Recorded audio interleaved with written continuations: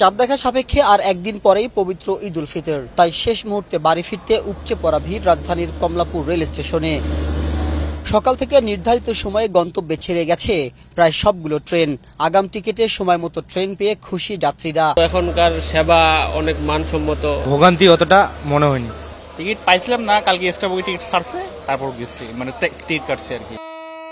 Station manager জানান, সারাদিনে বিশেষ সহ ৭০টি ট্রেন চলাচল করছে, কোনো শিডিউল বিপর্যয় নেই। যাত্রীদের নিরাপত্তায় নেওয়া হয়েছে কঠোর ব্যবস্থা। প্রতিদিনই আমাদের ট্রেনগুলো সঠিক সময় স্টেশন ছেড়ে যাচ্ছে, আর আমরা প্রতিদিন আন্তনগর, মেল এক্সপ্রেস, কমিউটার এবং 25% স্ট্যান্ডিং টিকিট সহ আমরা ৬০ থেকে ৭০,০০০ প্যাসেঞ্জার পরিবহন করতেছি। এদিকে বাস টার্মিনালগুলোতেও ভিড় দেখা যায় ঘরমুখো মানুষের। মহাসড়কগুলোতে যানজট না থাকায় নির্ধারিত সময়ে বাস পাচ্ছেন যাত্রীরা। অন্যান্য বছরের তুলনায় এবার স্বস্তির ঈদ যাত্রায় খুশি তারা।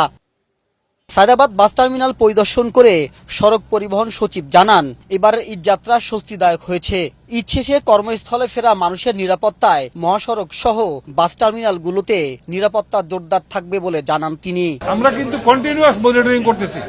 মন্ত্রণালয়ের প্রত্যেকটা কর্মকর্তাকে এলাকা ভাগ করে দেওয়া হয়েছে।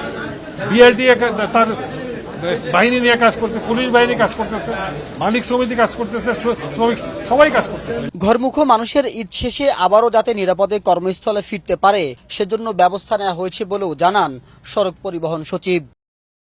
মাহবুব আজমি, বৈশাখী সংবাদ, ঢাকা।